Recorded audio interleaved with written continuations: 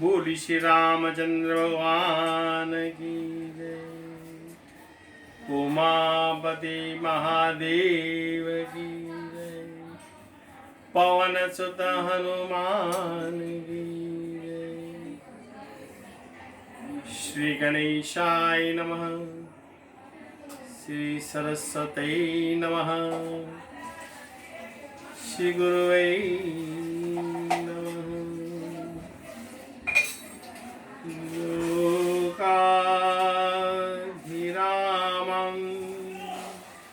रणरंगधीरं राजीवनेत्रं रघुवंशनाथं कारुण्यरूपं करुणाकरं तं श्रीरामचन्द्रं शरणं प्रपद्ये। मनोजवं मारुततुल्यवेगं जितेन्द्रियं बुद्धिमतवरिष्ठं वात्माजयं वानरयूथमुख्यं श्रीरामदूतं शरणं प्रपद्ये। आइए आज आपको तुलसी कृष्ण रामायण जी का रसापान कराएंगे। पहले कुछ श्लोक प्रारंभ के रामायण जी के सुनिए, उसकी माधुर्यता का आनंद लीजिए। वर्णानामर्थसंज्ञानां रसानां छन्दसामपि मंगलानां कर्तारो वंदे वाणी विनायको। सबसे पहले श्लोक में तुलसी बाबा ने गणेश जी की प्रार्थना की है, माँ सरस्वती की प्रार्थना की है।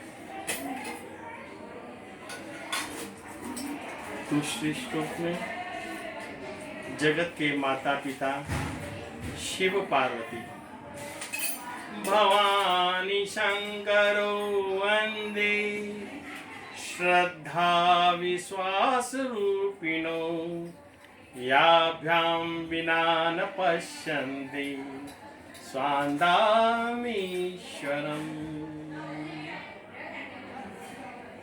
तीसरे में हनुमान जी महाराज तुलसी बाबा उनकी वंदना है। सीताराम गुणग्राम्य विहारिणो वंदे विशुद्ध विज्ञानो कवीश्वरः कपीश्वरो। और जो परिस्थिति का प्रकृति निर्माण करती है, उस प्रकृति की निर्माण की हुई प्रकृति में रक्षा करने के लिए भी पुष्प भी दिया है। उद्भव स्थिति संहारिणी कलेशहारिणी सर्वश्रेष्ठ करीं सीतां नतोऽहं राम वल्लभम्। आइए कथा की एक और मैं आपको ले जा रहा हूँ अयोध्या कांड का, जहाँ पर मंथरा के कहने से, देखिए आखिर रामायण जी में आप रामायण जी का वाचन करें तो सिर्फ एक ही बार मंथरा नाम लिया गया है। तुलसी बाबा ने दूसरी बार नाम ही नहीं लिया है। दूसरी बार संबोधन हुआ है कुबरी मंत्रा के कहने से माँ कैकेयी ने दशरथ जी को याद कराया, मुझे 2 वर चाहिए। मंत्रा ने कान भरे थे। देखिए, ये कान से आप जो सुनते हैं, इसके लिए एक चौपाई बहुत सुंदर सुनिए। रही मन यह तन सूप है, दीजे जगत पछोर, हलकन को उड़ जान दे, गऊ है राखी बटोर। कान सूप की तरह है। अगर कुछ कोई कहता है तो उसको आप जरा झटक लीजिए, साफ कर लीजिए। अगर आपके अंतःकरण तक ले जाना है, हृदय तक ले जाना है, तो शुद्ध चीज को जाने दीजिए। श्रवणम कीर्तनम विष्णु। आप जो श्रवण करते हैं वो पवित्र श्रवण होना चाहिए, क्योंकि कान के माध्यम से हृदय मूलाधार, गर्भ का जो आधार है, वहां तक बात पहुंचती है। माँ कैकेयी यह नियम भूल गई थी। मंथरा ने माँ को चढ़ाया, माँ से कुछ बातें की, माँ का मन भ्रमित कर दिया, और माँ ने दशरथ जी के पास से जो 2 वर मांगे, मैं वह आपको सुनाता हूँ। देखिए, कोई भी वक्ता हो, चोटी का वक्ता हो, तुलसी बाबा स्वयं हो, या मेरे जैसा नादान बालक जिसकी योग्यता नहीं है, वहां तक का बालक, ये चौपाई बोलते हैं, बड़ा कष्ट होता है। घटना हजारों साल पूर्व हुई है, मगर उसकी वेदना आज भी उतनी सजीव है। यह चौपाई कहते समय रामायण जी के चरण पकड़ लेने पड़ते हैं। देखिए, जितने भी दगेबाज हैं, जितने भी कटु कहने वाले हैं, अहित करने वाले हैं, बहुत मधुर स्वर में बात करते हैं। लंबा तिलक मधुरी बानी, ठगे संत की पहचाने। ऐसा ठग लेते हैं कि जीवन भर वो ठगाई याद रहती है। माँ कैकेयी ने इतने मधुर आवाज में कहा कि दशरथ जी महाराज चेत गए, कुछ ऐसा मांगने वाली है। इसकी वाणी से पता चल रहा है। देखिए, 3 प्रकार की वाणी होती है, देववाणी, गुरुवाणी और मनुष्य निम्न वाणी। यह जो वाणी बोली जा रही है, न तो देव वाणी है, न गुरु वाणी है, ये निम्न वाणी है। सुनिए, कैकेयी की जो 2 चौपाई है, जो वर मांगे हैं 2, उसको आप भी सुनिए। सुनहु प्राण प्रिय, भावत जी के। हे प्राण प्रिय, हे हमारे प्राण से प्यारे, मेरे हृदय को भाने वाले दशरथ जी महाराज, सुनहु प्राण प्रिय, भावत जी के, देहु एक वर, भरत ही टीके। दशरथ जी महाराज ने कहा, अरे इसमें कौन सी बड़ी बात है, वरदान मांगने की क्या जरूरत पड़ गई, दिया। अरे ऐसे भी मांग लिया तो मैंने दिया। और जहां प्राण को चीरने वाला धनुष उठा, पहले विनम्रता की बात हुई, धनुष उठा, अब तीर छूटने वाला है दशरथ जी के प्राण लेने के लिए।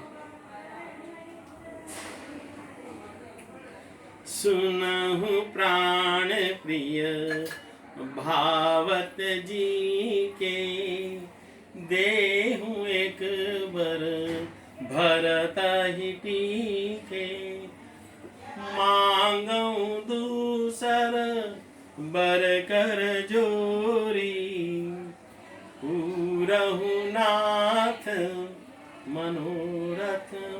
दशरथ जी महाराज कहते हैं, रघुकुल रीत सदा चली आई, प्राण जाई प्रवचन आई। मांग के कई दूसरा पर भी मांग ले, पहला तो दिया और आपने कहा मेरी मनोरथ पूरा कीजिए। मैं रघुवंशी हूं,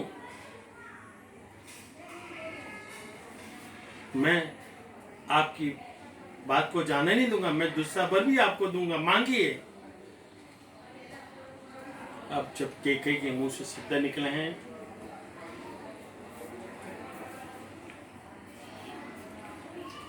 दशरथ जी कान से श्रवण से मूलाधार में गए, ऐसी वेदना हुई है। उस चौपाई को सुनिए। पूरहु नाथ मनोरथ मोय, तापस वेश विशेष उदासी, 14 वर्ष।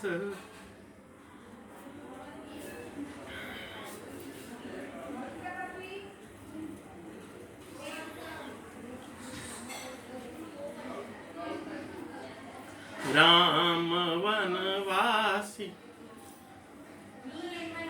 दशरथ जी के कान में ये शब्द पहुंचे, व्याकुल हो गए। तापस वेश, तपस्यु का वेश,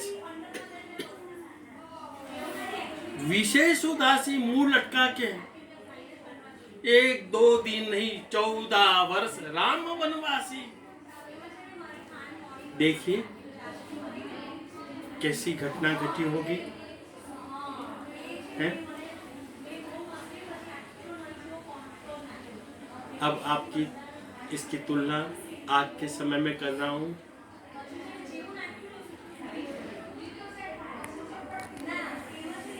राम जी को वनवास दिया, राम जी के हृदय में कोई दुख नहीं है। देखिए तुलसी बाबा की चौपाई, वो भी सुनिए आप। राम जी का तिलक होने वाला था, राज्याभिषेक होने वाला था, और जहां राज्याभिषेक होने की जगह यह बात आई कि वनवास होगा, कुछ फर्क नहीं पड़ा। गताम अभिषेक सिताम न ममले वनवास दुखता, मुखाम्बु श्री रघुनंदस्य श्यामल मंजुल मंगल प्रदा। मुझे कोई फर्क नहीं है, राज्याभिषेक हो या वनवास हो, जैसी प्रकृति की इच्छा,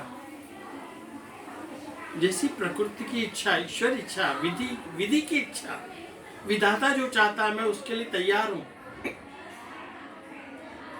जरा सोचिए, 14 वर्ष भगवान श्री राम, माँ सीता, लक्ष्मण जी ने कैसे निकाले होंगे प्रत्येक दिन। आज की बात बताते हैं आपको। राम जी को वनवास हुआ 14 साल का, और आपको गृहवास हुआ। देखिए दोनों फर्क देखिए। राम जी के वन में कोई सुविधा नहीं थी, न गैस, न नल, न मोबाइल, न जल की व्यवस्था, न छत, न सोने के लिए कोई साधन। आपके गृहवास में ये सब सुविधा उपलब्ध। आप जो बना के घर में बना के खाना चाहते हैं खा सकते हैं, आप जो पीना चाहते पी सकते हैं, आप टीवी चालू करके देख सकते हैं, अपना समय व्यतीत, पत्ते खेल सकते हैं, कैरम खेल सकते हैं, जार जार की चीजें कर सकते हैं आप। और यहाँ तो नियम था, तापस वेश विशेष उदासी, 14 वर्ष राम वनवासी। कुछ दिनों का आपको गृहवास हुआ। देखिए राम जी ने कहा मुझे जो वनवास हुआ है वो ईश्वर ने मेरे पर कृपा की है, विधाता ने मेरे पर कृपा की है, कुछ अच्छे कारण के कारण मुझे वनवास हुआ होगा। कल्पना कीजिए, आप पलंग पर सोते हैं, डनलोप के गद्दे पे सोते हैं, ऊपर पंखा चलता है, एसी चलता है, मोबाइल है, गैस है, भोजन है, हर चीज़ की सुविधा। यहाँ राम जी और सीता और लक्ष्मण जी, आपको एक घटना पता नहीं होगी, मैं बता देता हूँ। राम जी सूखे हुए पत्ते जमा करके लक्ष्मण जी उसका बिस्तर लगाते थे वन में, उसी पे माँ सीता और भगवान श्री राम विश्राम करते। जब भगवान श्री राम और माँ विश्राम करते थे, लक्ष्मण जी वीरासन में दूर बिना सोए, 14 वर्ष तक लक्ष्मण जी सोए नहीं है, धनुष बाण लेके उनकी रक्षा करते थे। देखिए दोनों घटना में कितना अंतर है। जब राम जी वन में जाने लगे, सीता जी राम जी के साथ जाने लगी, राम और सीता के साथ लक्ष्मण जी भी तैयार हुए, तब माँ कौशल्या क्या कहती है, सुनिए। हे वत्स, हे पुत्र, हे बहुरानी सीता, हे लक्ष्मण, एक चीज याद रखना, आज से हम आपके माता पिता नहीं हैं, आपके सही माता पिता हैं वनवास में, वन देवता और वन रानी। वन देवता आपके पिता है, वन रानी आपकी माता है, यही आपकी रक्षा करेंगे। कुछ परिस्थितियों को समझें। दशरथ जी का निधन होता है, राम राम कही राम कही, राम राम कही राम, प्राण पखेरु उड़ गए, राव गए परधाम। स्वजन का निधन हुआ है। भगवान श्री राम, माँ सीता, लक्ष्मण स्थान पे जा नहीं पाए। शायद वाणी का लॉकडाउन रहा होगा। कैसी विकट परिस्थिति, आपको पता नहीं हो बता दूं। जब पिंड दान किया गया है दशरथ जी महाराज का, तो बड़े विचार में थे कि अन्न को तो छूते नहीं थे, फल फलादि कंद मूल भगवान प्रसाद में लेते थे। तो क्या किया जाए, किस तरह से पिंड दान किया जाए। सब ऋषि महर्षि जमा हुए, चर्चा हुई, और फलों को सुखा के, फलों के जो बीज थे, बीज का चूरा किया गया, उसका आटा बनाया गया, उससे पिंड बांधे गए, उससे पिंड दान।